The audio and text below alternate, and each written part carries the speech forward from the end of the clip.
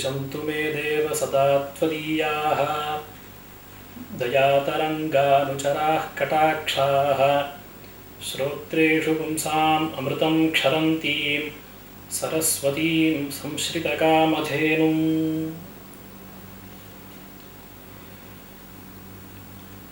अद्य वयम् अवच्छेदकतासरः इति नामकं ग्रन्थं पश्यामः। अयं ग्रन्थः हेत्वाभाससामान्यनिरुक्तिम् अधिकृत्य प्रवृत्तः क्रोडपत्रविशेषः। अयञ्च काञ्ची वास्तव्यैः महामहोपाध्यायैः श्रीकृष्णताताचार्यैः विरचितः। यथा स्वयमेव उक्तं, रघुवीरपदद्वन्द्व चिन्तासन्तुष्टमानसः श्रीकृष्णतातो रचयति अवच्छेदकतासरम् इति। अत्र विषयः कः इति चेत्, हेत्वाभाससामान्यलक्षणे अनतिरिक्तवृत्तित्वरूपम् अवच्छेदकत्वं निवेशितं भट्टाचार्यैः। स्वरूपसम्बन्धरूप अवच्छेदकत्वनिवेशकल्पे दोषोऽपि अभीतः। अस्मिश्च ग्रन्थे ताताचार्यैः स्वरूपसम्बन्धविशेषरूपाम् अवच्छेदकतां निवेश्यापि सर्वसामञ्जस्यं सम्पाद्यते। यथा उक्तं, यां दोषचिह्नेनतिरिक्तवृत्तिरूपाम् अवच्छेदकताम् अवोचत् स्वरूपसम्बन्धविशेषरूपां ताम् अद्य सम्यक् प्रतिपादयामः इति। तत्र यद्विषयकत्वेन लिङ्गज्ञानस्य अनुमितिप्रतिबन्धकत्वं तत्त्वम् इति मणौ सामान्यनिरुक्तिलक्षण हेत्वाभाससामान्यलक्षणम् अभीतं। तत्र लिङ्गांशः अविवक्षितः इति निर्णीतं। यद्विषयकत्वेन यद्रूपावच्छिन्नविषयकत्वेन इत्यर्थः। तत्त्वं तद्रूपावच्छिन्नत्वम् इत्यर्थः। तत्र तृतीयायाः अर्थः अवच्छेदकत्वं। तच्च स्वरूपसम्बन्धरूपं वा अनतिरिक्तवृत्तित्वरूपं वा इति विचारः। तत्र स्वरूपसम्बन्धविशेषरूपम् अवच्छेदकत्वं यदि विवक्ष्यते तर्हि ह्रदो वह्निमान् इत्यत्र वह्न्यभावे बाधीकदेशे अतिव्याप्ति। ह्रदो वह्न्यभाववान् इति ज्ञानीया या वह्न्यभावत्वावच्छिन्नविषयता तस्याः प्रकृतानुमितित्वव्यापक प्रतिबद्धतानिरूपित प्रतिबन्धकतानिरूपित स्वरूपसम्बन्धरूप अवच्छेदकत्वमस्ति। एवञ्च वह्न्यभावे बाधैकदेशे अतिव्याप्तिः अभीता। तत्र स्वरूपसम्बन्धरूप अवच्छेदकत्वनिवेशकल्पे यदि पर्याप्तिः निवेश्यते, अर्थात्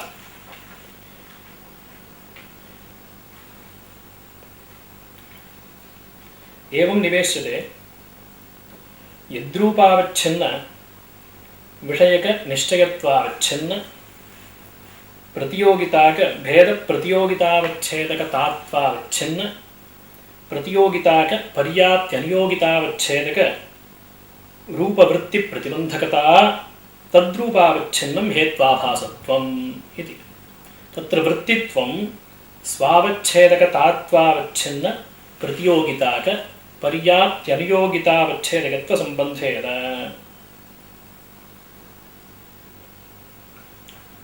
इति यदि पर्याप्तिं निवेश्य अतिप्रसङ्गः वार्यते तर्हि असम्भवः दोषः। कथम् असम्भवः इति चेत्, ह्रदो वह्न्यभाववान् इति निश्चयस्य ह्रदो वह्निमान् इत्यनुमितिं प्रति प्रतिबन्धकत्वमस्ति। तत्र वह्न्यभावत्वेन घटादिकं यः निश्चयः अवगाहते हृदो वन्ध्यभाववान् इत्यादिः तस्यापि प्रतिबन्धकत्वम् इष्टम्। एवञ्च तत्साधारण्येन प्रतिबन्धकत्वं वक्तव्यम्। भ्रमप्रमासाधारण्येन हृदो वन्ध्यमान् इत्यनुमितिनिरूपितं प्रतिबन्धकत्वं वक्तव्यम्। अतः कथं वक्तव्यं प्रतिबन्धकत्वम् इति चेत् वह्नित्वावच्छिन्न प्रकारता निरूपित, अभावत्वावच्छिन्न प्रकारता निरूपित, हृदत्वावच्छिन्न विशेष्यताक निश्चयत्वेन रूपेण प्रतिबन्धकत्वं वक्तव्यम्। इदञ्च एतादृशं निश्चयत्वं वह्न्यभावत्वेन घटादिकम् अवगाहमाने निश्चयेऽपि वर्तते। एवञ्च वह्न्यभावविशिष्ट हृदत्वावच्छिन्न विषयतायाः वह्नित्वावच्छिन्न प्रकारता निरूपित, अभावत्वावच्छिन्न प्रकारता निरूपित, हृदत्वावच्छिन्न विशेष्यतात्वेन प्रतिबन्धकतायाम् अवच्छेदकत्वेपि अप्रामाण्यज्ञानाभावादिविशिष्ट हृदत्वावच्छिन्न विषयताक निश्चयत्वं प्रतिबन्धकतावच्छेदकता पर्याप्त्यधिकरणं न भवति। अतः प्रतिबन्धकतावच्छेदकतायाः पर्याप्तिनिवेशे कुत्रापि लक्षणसमन्वयः न सम्भवति इत्यसम्भवः दोषः। अतः यद्विषयकत्वेन इत्यत्र तृतीयार्थः यत् अवच्छेदकत्वं तद् अनतिरिक्तवृत्तित्वरूपमेव इत्युक्तम्। तदुपरि भट्टाचार्यैः निश्चयत्वादिकं न निवेशनीयं, स्वरूपसम्बन्धविशेषरूप अवच्छेदकत्वनिवेशकल्पे निश्चयत्वादिकं न निवेशनीयं, परन्तु अनाहार्यत्वमात्रं निवेशनीयम् इति लाघवमपि उक्तम्। एवञ्च स्वरूपसम्बन्धविशेषरूप अवच्छेदकत्वनिवेशकल्पे लाघवमपि अस्ति, परन्तु पूर्वोक्तदोषवारणाय एवं प्रयासः क्रियते। अनाहार्य ज्ञानवृत्तित्वविशिष्ट यद्रूपावच्छिन्ननिरूपकताक विषयितात्वं प्रकृतानुमितित्वव्यापक प्रतिबद्धता निरूपित प्रतिबन्धकता निरूपित स्वरूपसम्बन्धरूप अवच्छेदकतावत् तत्त्वं तद्रूपावच्छिन्नत्वं दोषत्वम् इत्युच्यते। अर्थात् अनाहार्यज्ञानवृत्तित्वविशिष्ट यद्रूपावच्छिन्ननिरूपकताक विषयिता सामान्ये प्रतिबन्धकता निरूपित स्वरूपसम्बन्धरूप अवच्छेदकत्वं विवक्ष्यते। एवञ्च अनाहार्यज्ञानवृत्तित्वविशिष्ट यद्रूपावच्छिन्न निरूपकताक विषयितात्वव्यापकं प्रकृतानुमितित्वव्यापक प्रतिबद्धता निरूपित प्रतिबन्धकता निरूपित स्वरूपसम्बन्धरूप अवच्छेदकत्वं तदवच्छिन्नत्वं दोषत्वम् इति लक्षणं पर्यवस्यति। इदानीं पर्याप्तिः न निवेश्यते, अतः पूर्वोक्त असम्भवस्य प्रसक्तिः नास्ति। परन्तु एकदेशे हृदो वह्न्यमान् इत्यत्र बाधैकदेशे वह्न्यभावे अथवा केवलह्रदे कथम् अतिव्याप्तिः वार्यते इति चेत् हृदो वह्न्यभाववान् इति निश्चयीय वह्न्यभावत्वावच्छिन्न विषयितायाः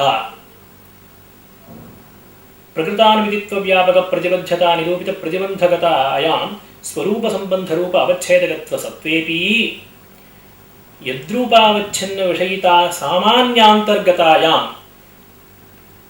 वह्न्यभावः इत्याकारकज्ञानीय वह्न्यभावत्वावच्छिन्न विषयितायाम् अथवा ह्रदः इत्याकारकज्ञानीय ह्रदत्वावच्छिन्न विषयितायां वा प्रकृतानुमिति प्रतिबन्धकतावच्छेदकत्वं नास्ति। अतः यद्रूपपदेन केवल वह्न्यभावत्वादेः ग्रहणे तदवच्छिन्न विषयिता सामान्ये प्रकृतानुमिति प्रतिबन्धकतावच्छेदकत्वं नास्ति। एवञ्च प्रकृतानुमिति प्रतिबन्धकता निरूपित स्वरूपसम्बन्धरूप अवच्छेदकत्वे यद्रूपावच्छिन्न विषयितात्वव्यापकत्वं नास्ति। तस्मात् एकदेशे न अतिव्याप्तिः तस्मात् स्वरूपसम्बन्धविशेषरूप अवच्छेदकत्वनिवेशकल्पोऽपि साधीयान् निश्चयत्वाद्यनिवेश संशयान्यत्वाद्यनिवेशप्रयुक्तलाघवमपि वर्तते इत्युक्तम्। एवं पूर्वपक्षे प्राप्ते भट्टाचार्यैः इदं दूषणमभिहितम्। पर्वतो वह्निमान् धूमात् इत्यत्र पाषाणमयत्वविशिष्टपर्वते अतिव्याप्तिः। अयञ्च सद्धेतुः। कथम् अतिव्याप्तिः इति चेत् पर्वतो वह्निमान् इत्याकारक अनुमितिं प्रति पाषाणमयो न वह्निमान् इत्याकारक निश्चयविशिष्टस्य पर्वतः पाषाणमयः इत्याकारक निश्चयस्य एकविशिष्टापरत्वेन निश्चयविशिष्टनिश्चयत्वेन प्रतिबन्धकत्वम् अस्ति। समानाकारकज्ञानीयविषयितयोः भेदः न प्रामाणिकः इति सिद्धान्तः। एवञ्च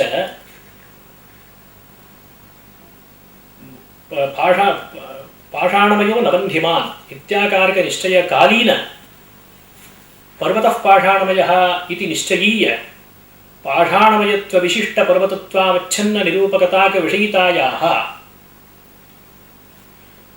तादृशनिश्चयविरहकालीन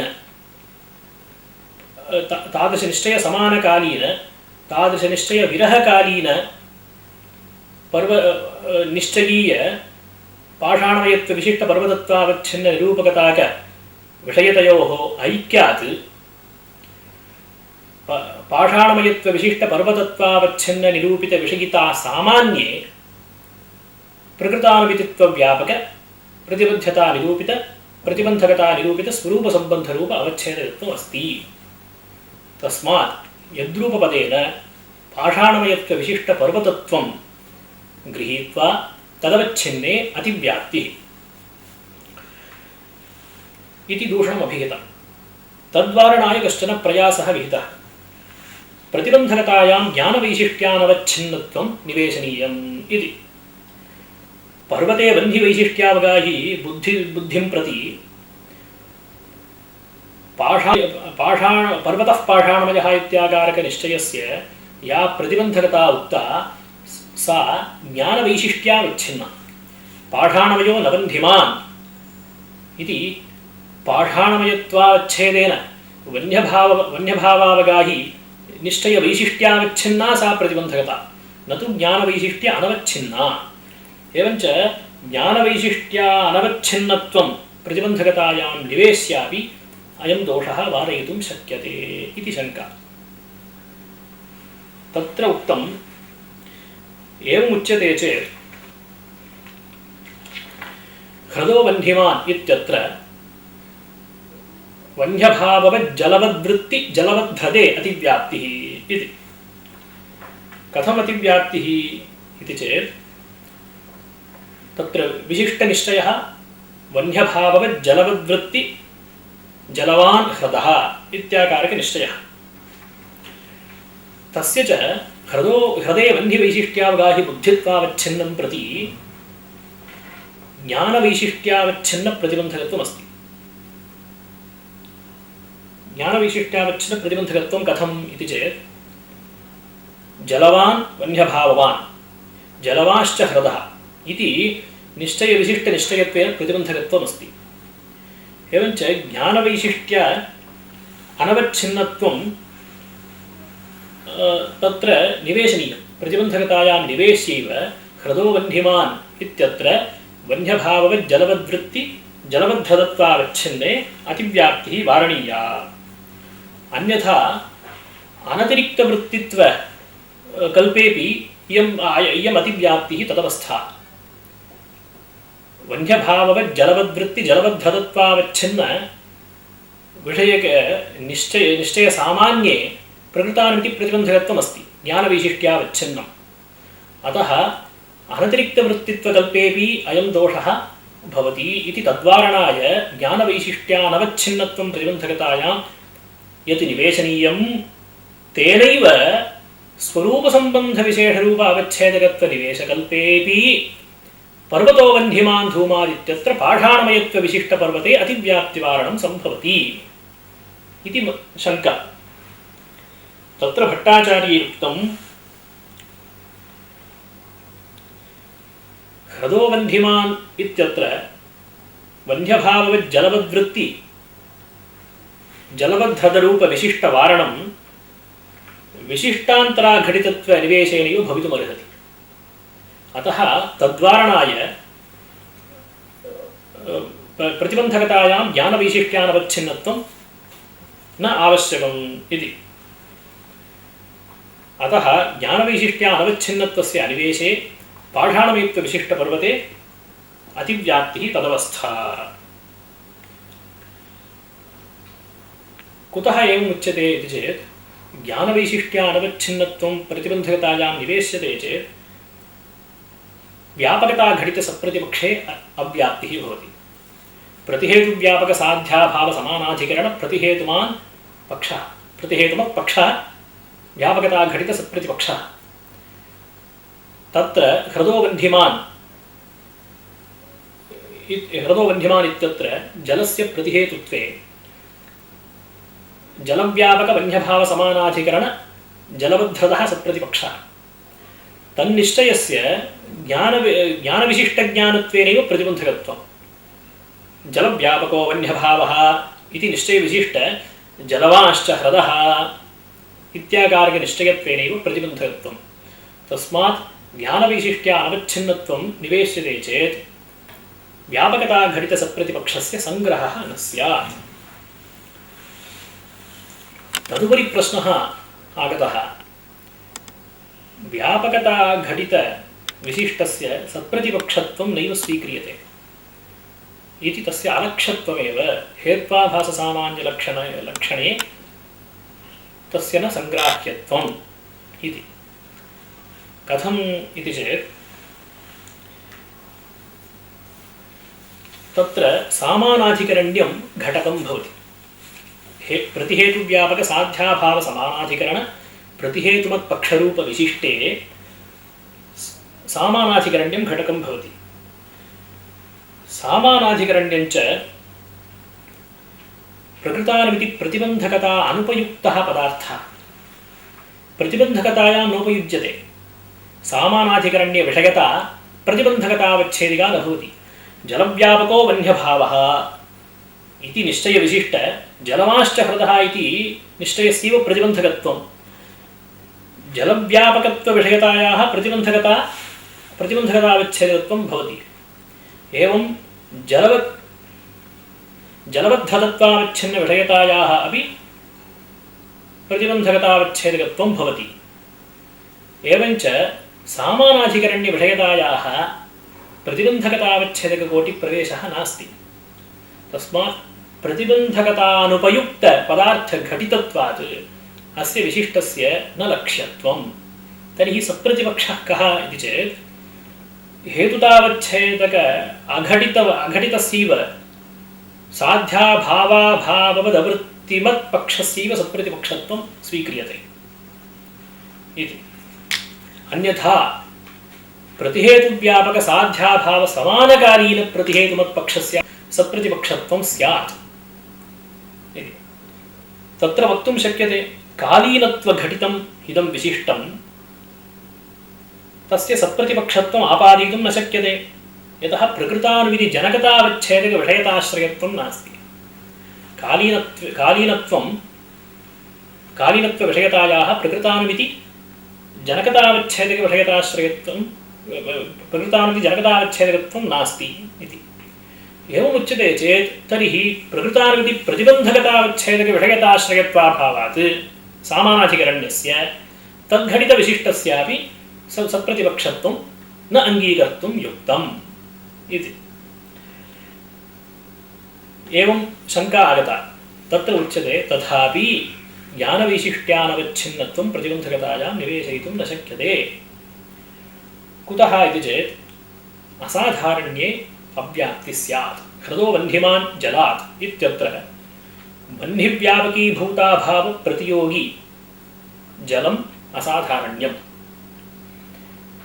तादृशजलत्वावच्छिन्नविषयकनिश्चयस्य असाधारण्यविषयकस्य ज्ञानविशिष्टज्ञानत्वेनैव ह्रदे वह्निवैशिष्ट्यावगाहिबुद्धिं प्रति प्रतिबन्धकत्वम्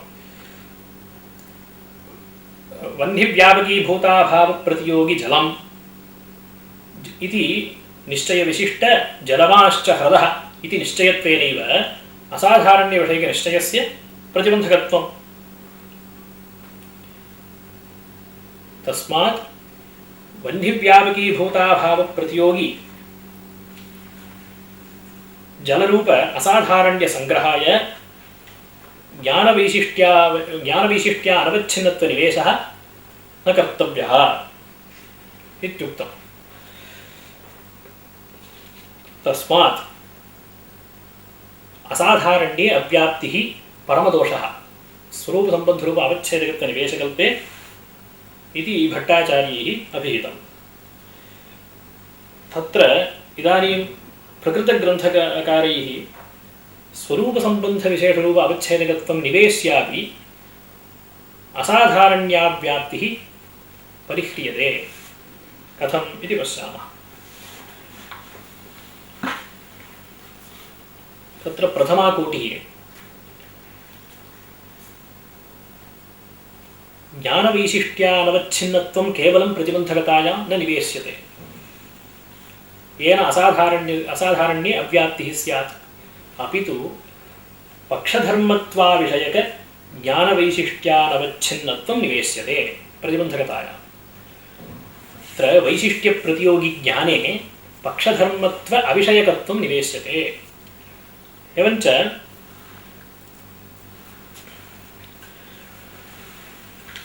तद्घटकज्ञाने ज्ञानवैशिष्ट्यानवच्छिन्नत्वम् इत्यत्र ज्ञाने पक्षधर्मत्वाविषयकत्वनिवेशेन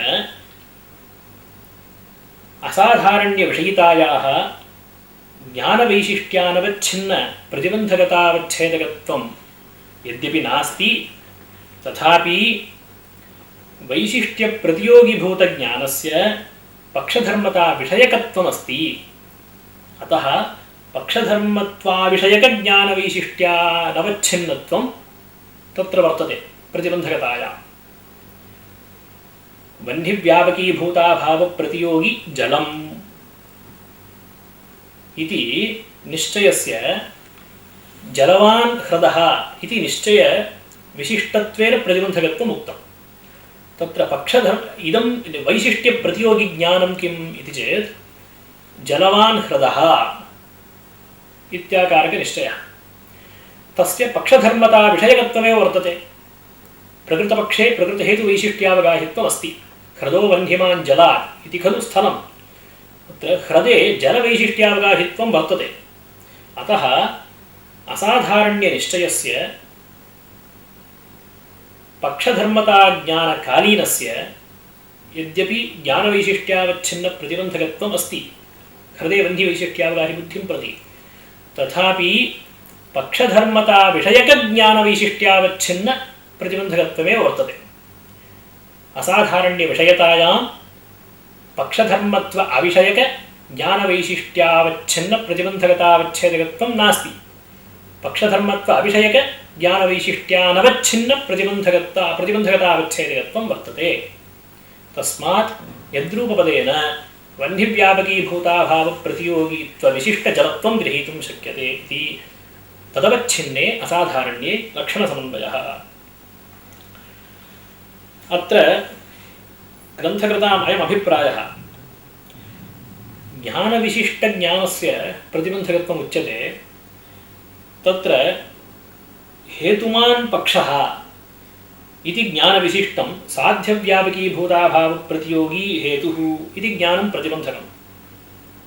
एवञ्च सामान्यतः वह्निव्यापकीभूताभावप्रतियोगी जलम् इति ज्ञानविशिष्टस्य जलवाश्च ह्रदः इति ज्ञानस्य प्रतिबन्धकत्वम् उच्यते। विशेष्य विशेषणभावे विनिगमनाविरहात् पक्षधर्मताज्ञानविशिष्टज्ञानत्वेनापि प्रतिबन्धकत्वं वक्तुं शक्यते। जलवान् ह्रदः यतः वैशिष्ट्यमत्र सामानाधिकरण्यकालिकविशेषणता उभयसम्बन्धेन, सामानाधिकरण्यकालिकविशेषणता एतदुभयसम्बन्धेन वैशिष्ट्यं विवक्षितं। तच्च पूर्वज्ञानेन उत्तरज्ञानस्य यथा तथा उत्तरज्ञानेन पूर्वज्ञानस्यापि भवत्येव, उभयसम्बन्धेन वैशिष्ट्यम्। एवञ्च पक्षधर्मताज्ञानस्य विशेषणत्वम् अभिप्रेत्य अयं परिष्कारः अभीतः इति प्रथमा कोटिः। तदुपरि पुनः शङ्का भवति, यदि पक्षधर्मत्वाविषयकज्ञानवैशिष्ट्यानवच्छिन्नत्वं प्रतिबन्धकतायां निवेश्यते तर्हि ह्रदो वह्निमान् जलात् इत्यत्र सरिज्जलव्यापकवह्न्यभावे अतिव्याप्तिः नास्य लक्ष्यत्वम्, परन्तु अत्र अतिव्याप्तिः भवति। कथम् इति चेत् सरिज्जलव्यापको वह्न्यभावः इति निश्चयस्य सरिज्जलवान् हृदः इति ज्ञानविशिष्टत्वेन प्रतिबन्धकत्वं भवति। सरिज्जलवान् हृदः इति निश्चयविशिष्टस्य सरिज्जलव्यापकः वह्न्यभावः इति निश्चयस्य ह्रदो वह्निमान् इति हृदे वह्निवैशिष्ट्यावगाहि बुद्धित्वावच्छिन्न प्रतिबन्धकत्वं बुद्धित्वावच्छिन्न प्रतिबन्धितानिरूपितप्रतिबन्धकत्वं भवति। एवञ्च तत्र सरिज्जलवान् हृदः इति यज्ञानं वैशिष्ट्यप्रतियोगिभूतं तत्र पक्षधर्मताविषयकत्वमेव वर्तते, पक्षधर्मत्वाविषयकत्वं नास्ति। एवञ्च यद्यपि अत्र ज्ञानवैशिष्ट्यावच्छिन्नप्रतिबन्धकत्वं वर्तते, तथापि पक्षधर्मताविषयकज्ञानवैशिष्ट्यावच्छिन्नप्रतिबन्धकत्वं नास्ति। एवञ्च पक्षधर्मताविषयकज्ञानवैशिष्ट्यावच्छिन्नत्वमेव प्रतिबन्धकतायां वर्तते। एवञ्च पक्षधर्मत्वाविषयकज्ञानवैशिष्ट्यानवच्छिन्न प्रतिबन्धकतावच्छेदकत्वं सरिज्जलव्यापकवह्न्यभावत्वावच्छिन्न निरूपकताकविषयितायाम् अस्ति इति सरिज्जलव्यापकवह्न्यभावे अतिव्याप्तिः। तद्वारणाय एवं निवेशनीयम्।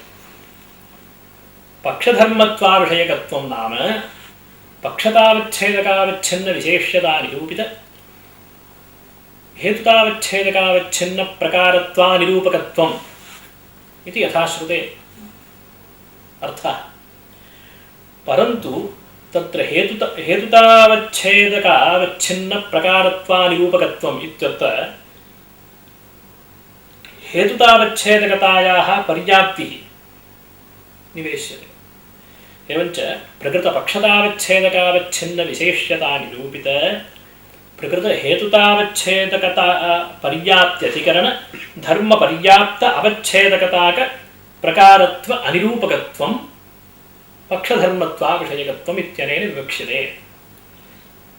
प्रकारतायाः अपि पर्याप्तिः निवेश्यते, हेतुतावच्छेदकतायाः अपि पर्याप्तिः निवेश्यते। एवञ्च ह्रदो वह्निमान् जलात् इत्यत्र सरिज्जलव्यापकवह्न्यभावे अतिव्याप्तिः नास्ति। कथम् इति चेत् तत्र पक्षधर्मताविषयकज्ञानमित्यनेन कीदृशं ज्ञानं गृहीतं? जलवान् हृदः, सरिज्जलवान् हृदः इति ज्ञानं गृहीतं। तस्य तु एतादृशं पक्षधर्मत्वाविषयकत्वं वर्तते। यद्यपि ह्रदत्वावच्छिन्नविशेष्यतानिरूपित जलत्वरूपहेतुतावच्छेदकावच्छिन्नप्रकारतानिरूपकत्वम् अस्ति, तथापि पक्षतावच्छेदकावच्छिन्नविशेष्यतानिरूपित प्रकृतहेतुतावच्छेदकता पर्याप्त्यधिकरणधर्मपर्याप्त अवच्छेदकताकप्रकारतानिरूपकत्वं नास्ति। प्रकृतहेतुतावच्छेदकता पर्याप्त्यधिकरणं शुद्धजलत्वं ह्रदो वह्निमान् जलादित्यत्र प्रकृतहेतुतावच्छेदकता पर्याप्त्यधिकरणं शुद्धजलत्वं शुद्धजलत्वपर्याप्त अवच्छेदकताकप्रकारता निरूपकत्वं नास्ति। अपितु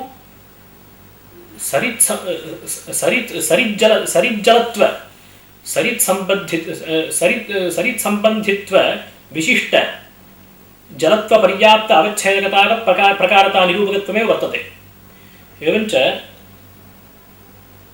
प्रकृतपक्षतावच्छेदकावच्छिन्नविशेष्यतानिरूपित प्रकृतहेतुतावच्छेदकता पर्याप्त्यधिकरणधर्मपर्याप्त अवच्छेदकता प्रकारत्व अनिरूपकत्वमस्ति। निरुक्तपक्षधर्मत्वाविषयकत्वं सरिज्जलवान् हृदः इति निश्चये वर्तते। एवं सरिज्जलव्यापकवन्यभावे वन्यभावनिश्चये ज्ञानवैशिष्ट्यावच्छिन्नप्रतिबन्धकत्वम् अस्ति।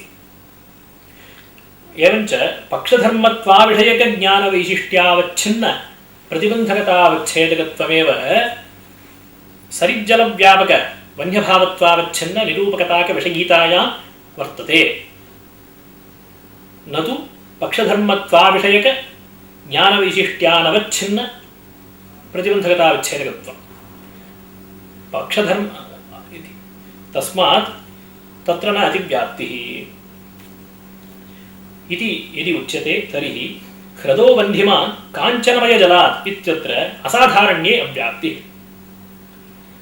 तत्र वह्निव्यापकीभूताभावप्रतियोगित्वविशिष्टजलम् असाधारण्ये, जले काञ्चनमयत्वम् अप्रसिद्धम्। एवञ्च वह्निव्यापकीभूताभावप्रतियोगित्वविशिष्ट जले असाधारण्ये अव्याप्तिः।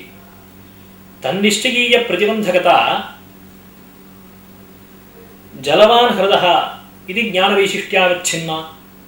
तत्र जलवान् हृदः इति ज्ञानस्य निरुक्तपक्षधर्मत्वाविषयकत्वम् अस्ति। प्रकृते हेतुतावच्छेदकता पर्याप्त्यधिकरणं किं? काञ्चनमयत्वविशिष्टजलत्वं।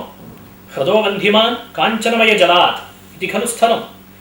एवञ्च प्रकृतपक्षतावच्छेदक ह्रदत्वावच्छिन्नविशेष्यता निरूपित प्रकृत हेतुतावच्छेदकता पर्याप्त्यधिकरण काञ्चनमयत्वविशिष्ट जलत्व पर्याप्त अवच्छेदकताक प्रकारता निरूपकत्वं केवल जलत्वावच्छिन्न विषयके जलवान् हृदः इत्याकारकनिश्चये नास्ति।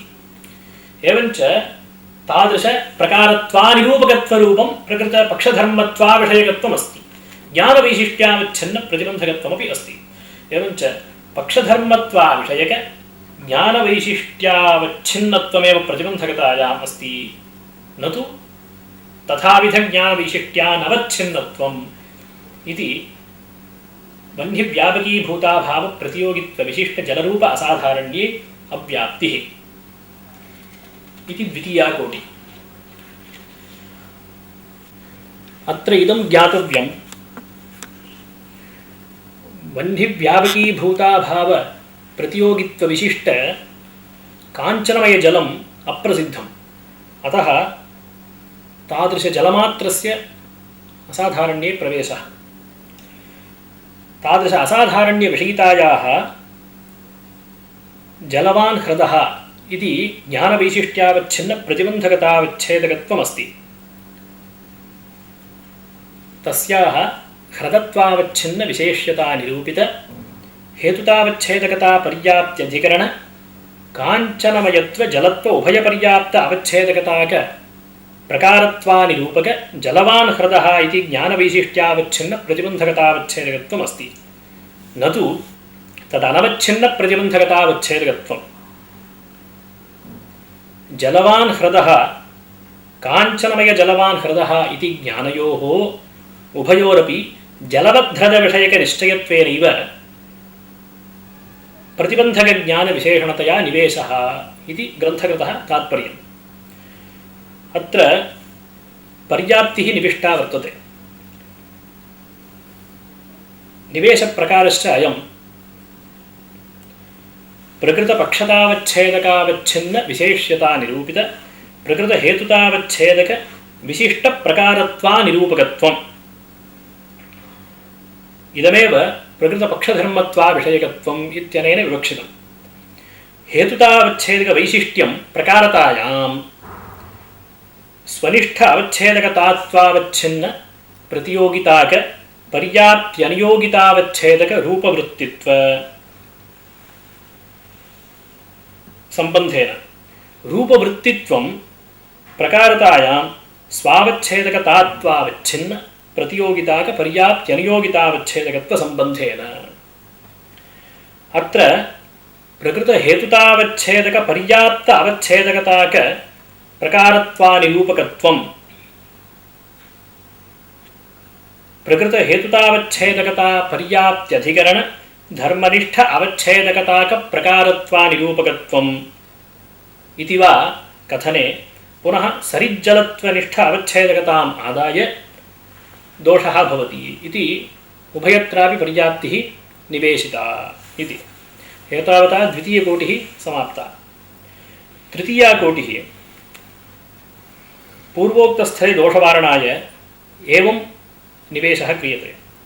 प्रतिबन्धकतायां पक्षधर्मता ज्ञानवृत्तिभेदप्रतियोगितावच्छेदकत्व ज्ञानवैशिष्ट्यावच्छिन्नत्व उभयाभावः निवेश्यते।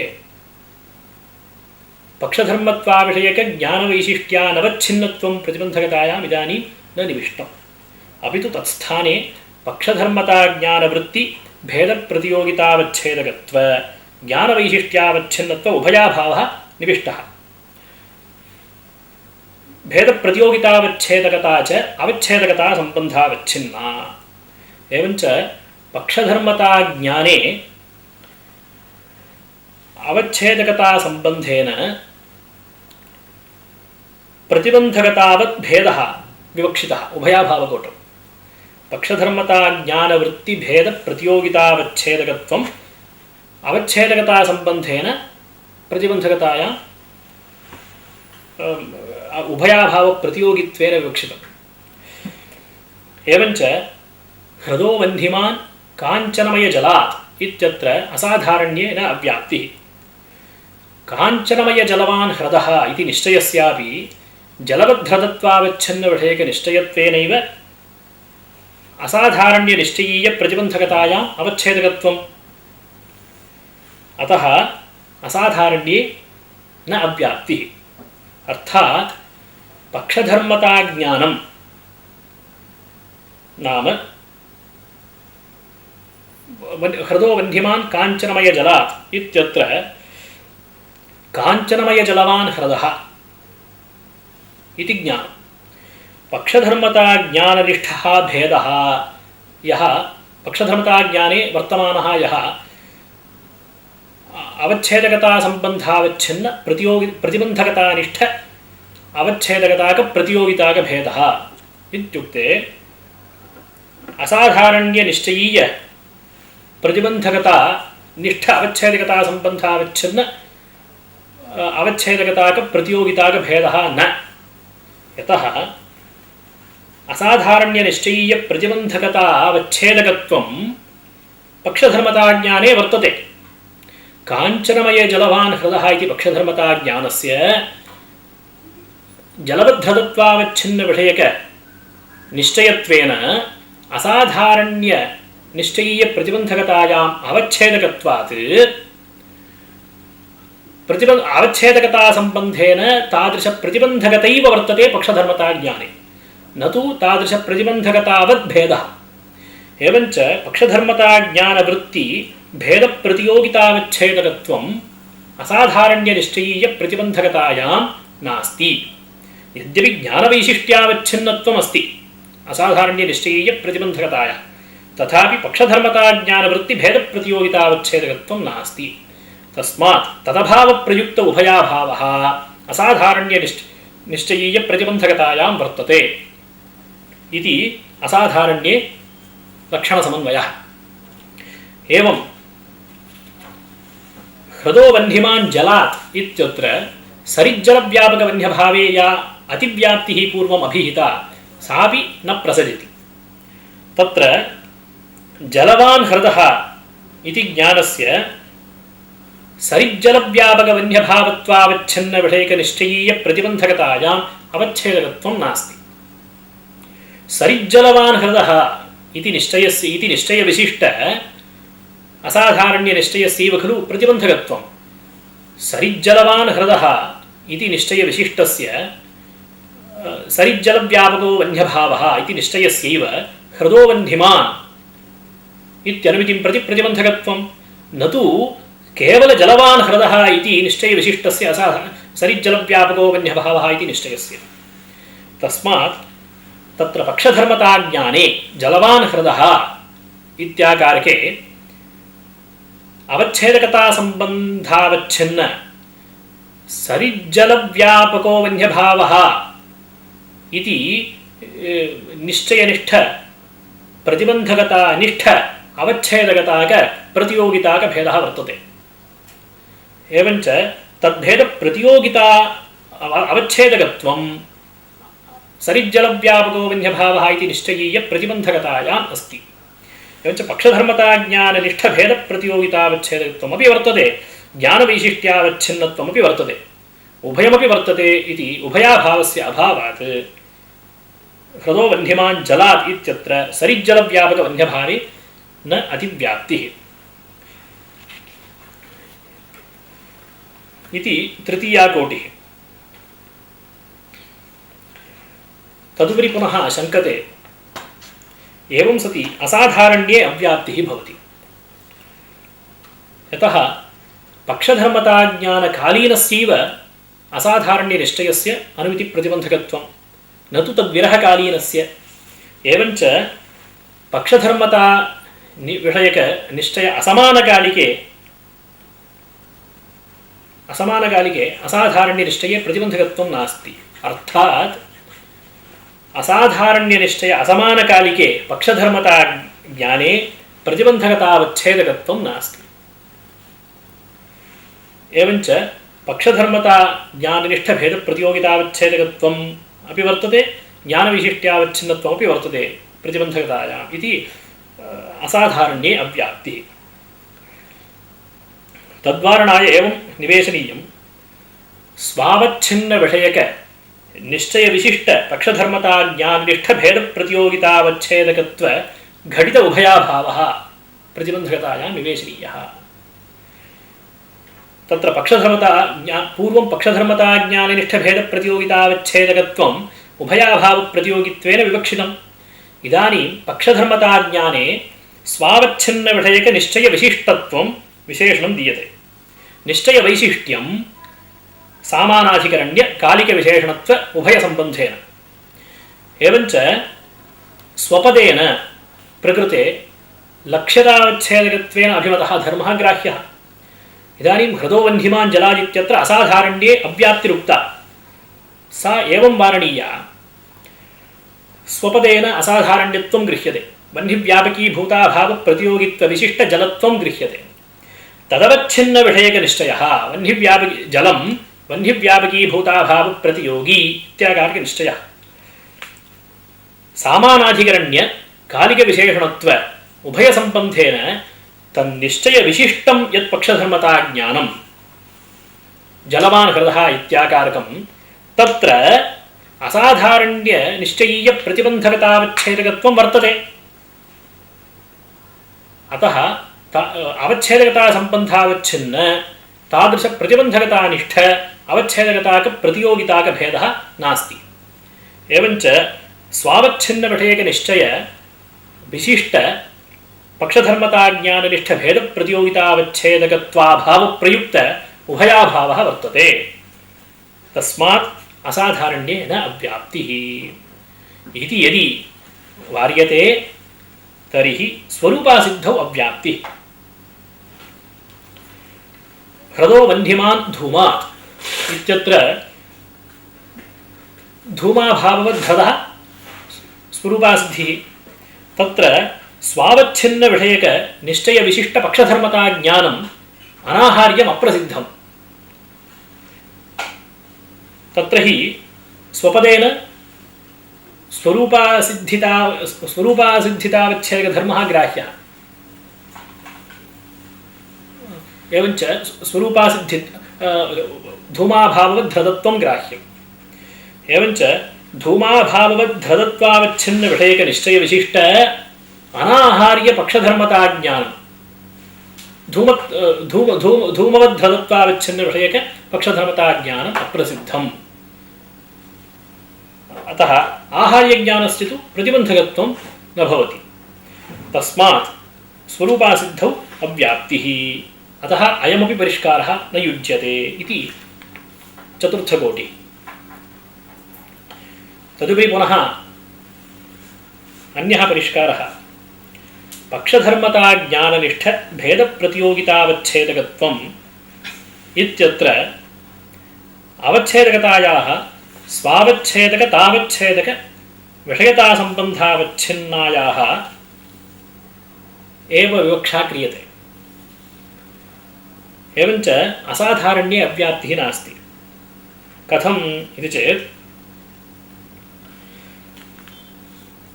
असाधारण्यज्ञान विरहकालीनपक्षधर्मताज्ञाने असाधारण्यनिश्चयीयप्रतिबन्धकता अवच्छेदकत्वं नास्ति इति खलु उक्तम्। असाधारण्यनिश्चयविरहकालीने पक्षधर्मताज्ञाने प्रतिबन्धकतावच्छेदकतावच्छेदकविषयता वर्तते। यद्यपि असाधारण्यविषयकनिश्चय शून्यदशायां यत् पक्षधर्मताज्ञानं वर्तते तत्र प्रतिबन्धकतावच्छेदकत्वं नास्ति। तथापि प्रतिबन्धकतावच्छेदकतावच्छेदकविषयता वर्तते। यतः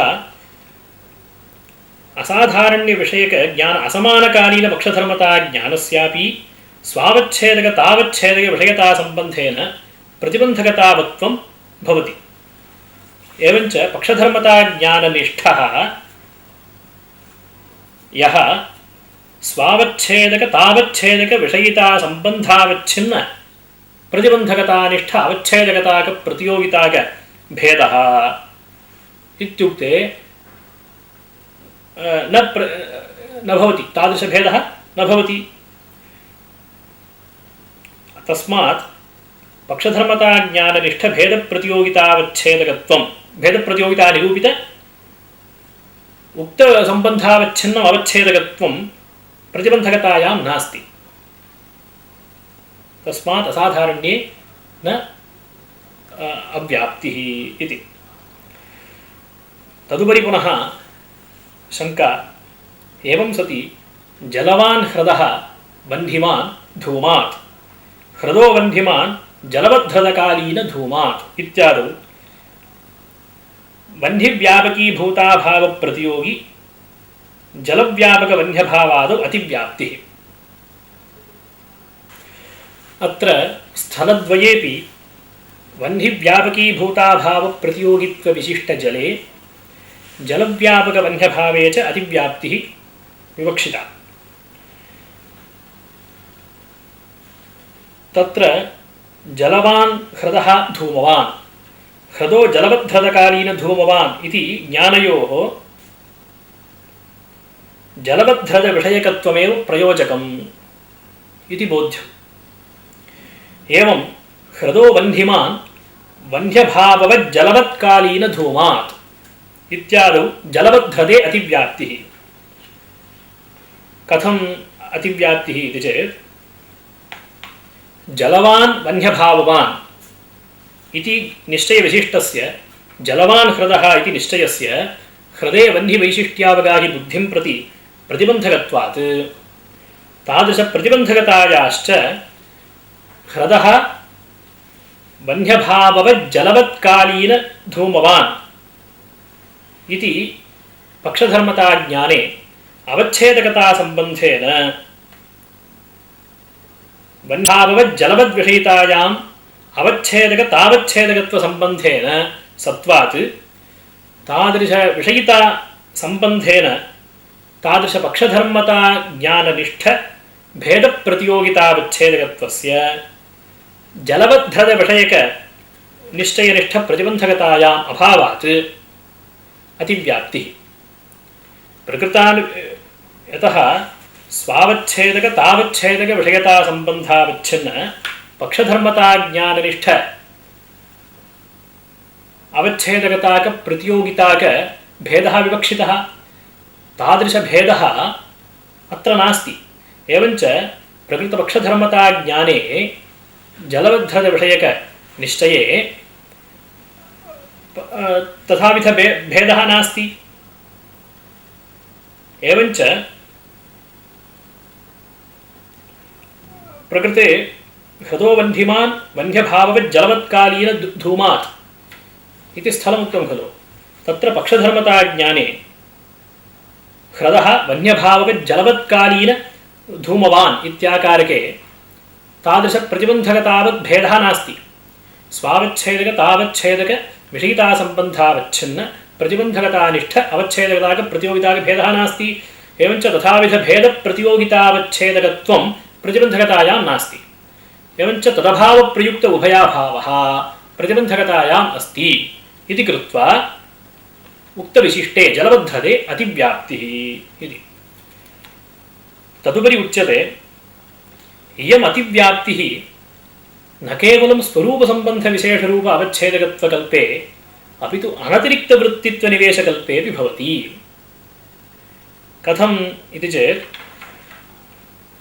तत्र हि अनाहार्य अप्रामाण्यज्ञान अनास्कन्दित संशयान्यज्ञानवृत्तित्वविशिष्ट यद्रूपावच्छिन्न निरूपकताक विषयिता व्यापिका प्रकृतानुमितित्व व्यापक प्रतिबद्धता निरूपित प्रतिबन्धकता तद्रूपावच्छिन्नत्वं हेत्वाभास सामान्य लक्षणं। तत्र हृदो वह्निमान् जलात् इत्यत्र वह्निव्यापकीभूताभाव प्रतियोगित्व विशिष्ट जले अव्याप्तिः। यतः पक्षधर्मताज्ञान असमानकालीने असाधारण्यनिश्चये वह्निव्यापकीभूताभाव प्रतियोगी जलम् इत्याकारके असाधारण्यविषयकत्वमस्ति। तत्र च प्रकृतानुमिति प्रतिबन्धकत्वं नास्ति। एवञ्च यद्रूपावच्छिन्नविषयिता व्यापकत्वं प्रकृतानुमिति प्रतिबन्धकतायां नास्ति। तस्मात् असाधारण्ये अव्याप्तिः स्यात् अनतिरिक्तवृत्तित्वकल्पेऽपि। तद्वारणाय सव्यभिचारोक्तरीत्या यद्रूपावच्छिन्नविषयकत्व व्यापकत्वं प्रकृतानुमित्यप्रतिबन्धकत्व पक्षधर्मताज्ञानकालीनत्व उभयाभावे निवेशनीयम्। एवञ्च यद्रूपपदेन वह्निव्यापकीभूताभावप्रतियोगित्वविशिष्ट जलत्वं यदि गृह्यते तर्हि तदवच्छिन्नविषयकनिश्चयसामान्ये प्रकृतानुमित्यप्रतिबन्धकत्व प्रकृतपक्षधर्मताज्ञानकालीनत्व उभयाभावः वर्तते। यदि असाधारण्यविषयकनिश्चयः पक्षधर्मताज्ञानकालीनः तर्हि तत्र प्रकृतानुमिति प्रतिबन्धकत्वमेव भवति, प्रकृतानुमित्यप्रतिबन्धकत्वं नास्ति। अतः तदभावप्रयुक्त उभयाभावः वर्तते। यदि असाधारण्यविषयकनिश्चयः पक्षधर्मताज्ञानविरहकालीनः गृह्यते तर्हि तत्र प्रकृतानुमित्यप्रतिबन्धकत्वं यद्यपि अस्ति तथापि प्रकृतपक्षधर्मताज्ञानकालीनत्वं नास्ति। अतः तदभावप्रयुक्त उभयाभावः वर्तते। एवञ्च असाधारण्यविषयकनिश्चयेषु सर्वत्र प्रकृतानुमित्यप्रतिबन्धकत्व प्रकृतपक्षधर्मताज्ञानकालीनत्व उभयाभावः वर्तते इति अनाहार्येत्यादिज्ञानवृत्तित्वविशिष्ट यद्रूपावच्छिन्नविषयक निश्चयत्वव्यापकत्वं प्रकृतानुमित्यप्रतिबन्धकत्व पक्षधर्मताज्ञानकालीनत्व उभयाभावे वर्तते इति असाधारण्ये अव्याप्तिः वारणीया। एवं सति उक्तस्थलेषु अतिव्याप्तिः भवति।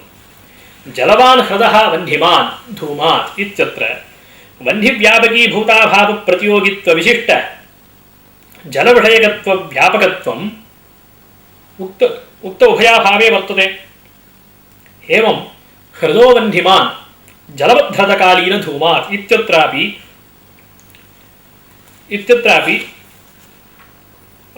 विशिष्टविषयकनिश्चयत्वव्यापकत्वम् उभयाभावे वर्तते। तस्मात् उभयत्र अतिव्याप्तिः। एवं हृदो वह्निमान् तृतीयस्थले हृदो वह्निमान् वह्न्यभाववज्जलवत्कालीनधूमात् इत्यत्र जलवद्धृतेऽपि अतिव्याप्तिः। कथं जलवद्धृतविषयकत्वव्यापकत्वं प्रकृतानुमित्यप्रतिबन्धकत्व पक्षधर्मताज्ञानकालीनत्व उभयाभावे वर्तते। जलवद्धृतविषयकनिश्चयः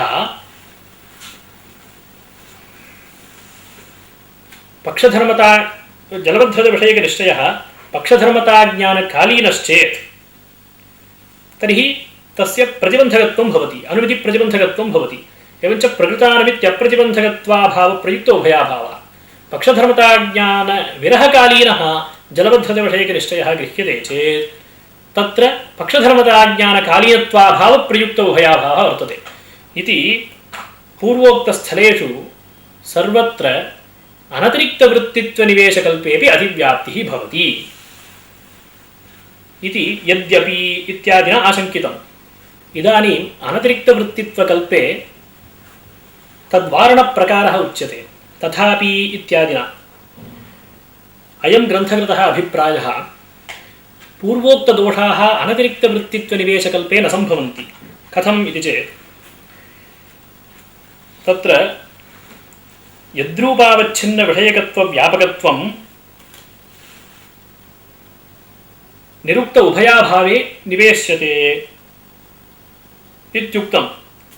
तत्र उभयाभावप्रतियोगिकोटि प्रविष्टपक्षधर्मताज्ञाने अनाहार्यत्वं न निवेश्यते। कुतः इति चेत् ह्रदः बन्धिमान् जलात् इत्यत्र ह्रदत्वसामानाधिकरण्येन बन्धेः साधने बन्धिव्यापकीभूताभावप्रतियोगित्वविशिष्ट जलमसाधारण्यं तत्र अव्याप्तिः भवति। यतः सामानाधिकरण्येन पक्षधर्मताज्ञानकालीन असाधारण्यज्ञाने प्रकृतानमिति प्रतिबन्धकत्वं नास्ति। सामानाधिकरण्येन ह्रदे वह्निवैशिष्ट्यावगाहि बुद्धिं प्रति सामानाधिकरण्येन पक्षे वह्न्यभावव्याप्य हेतुमत्तावगाहि निश्चयस्य प्रतिबन्धकत्वं न अनुभवसिद्धम्। अतः पक्षतावच्छेदकसामानाधिकरण्येन यत्र साध्यता तत्र पक्षतावच्छेदकावच्छेदेन हेतुमत्तावगाहि पक्षधर्मताज्ञानकालीनत्व घटित उभयाभावः निवेशनीयः इति वक्तव्यम्। तथा सति तत्रैव ह्रदत्वसामानाधिकरण्येन बन्धेः साधनस्थले सामानाधिकरण्येन धूमाभाववत्पक्षे अतिव्याप्तिः। यतः अवच्छेदकावच्छेदेन धूमवत्ताज्ञानकालीने सामानाधिकरण्येन धूमाभाववत्ता ज्ञाने अनाहार्यत्वं नास्ति। अतः सामानाधिकरण्येन धूमाभाववद्धृतविषयकत्व व्यापकत्वम् अवच्छेदकावच्छेदेन पक्षधर्मताज्ञानकालीनत्व घटित उभयाभावे वर्तते। सामानाधिकरण्येन धूमाभाववद्धृतविषयकनिश्चयस्य समूहालम्बनामिति प्रतिबन्धकत्वं यद्यपि नास्ति तथापि अवच्छेदकावच्छेदेन पक्षधर्मताज्ञानकालीनत्वं नास्ति। अतः तादृशविशिष्टविषयकत्वव्यापकत्वम् उभयाभावे सम्भवति। तस्य वारणम् एवं कर्तव्यम्। सामानाधिकरण्येन साध्यहेतुतास्थले सामानाधिकरण्येन हेतुमत्ता ज्ञानकालीनत्वं निवेशनीयम्। तथा च प्रकृतस्थले सामानाधिकरण्येन हेतुमत्ता ज्ञानकालीनस्य सामानाधिकरण्येन हेत्वभाववत्ता निश्चयस्य प्रसिद्धिः भवति।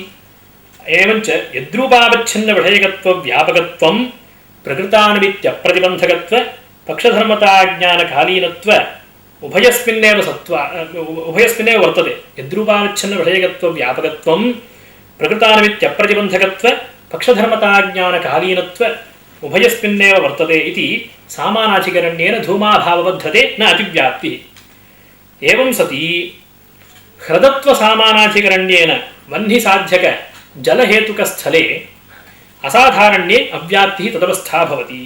तद्वारणार्थं प्रकारान्तरम् अनुसर्तव्यं भवति।